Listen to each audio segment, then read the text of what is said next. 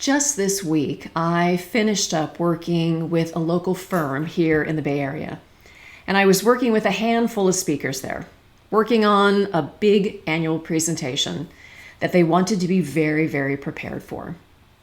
When I was called in, initially they had asked me for things like, how's my pace? Am I using filler words? Do I need to pause more often? So the questions that they initially asked me were all about their delivery as they were giving their presentation. And as I did with most of my clients, I had them take a step back. I said, let's look at your content first to make sure you're confident about your content, and then we'll talk about delivery a little bit later. So I talked to them about 3 things that I always focus on when I'm looking at content. Who's your audience? What do they care about?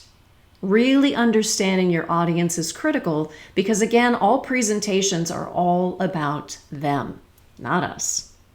The second step that we looked at is, what's your key message? What's the one thing you want this audience to care about and remember?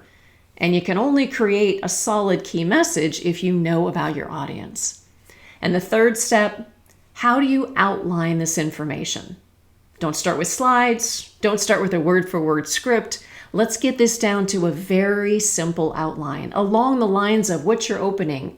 Tell me your 3 points and what's your close? Now, obviously that might be modified, but we're trying to start very simple. So once I helped these clients understand their audience and their key message and get together an outline, they became much more comfortable with their content. Now, obviously they rehearsed it a lot, but what I noticed is that the more comfortable they got with their content, the less we needed to address delivery issues.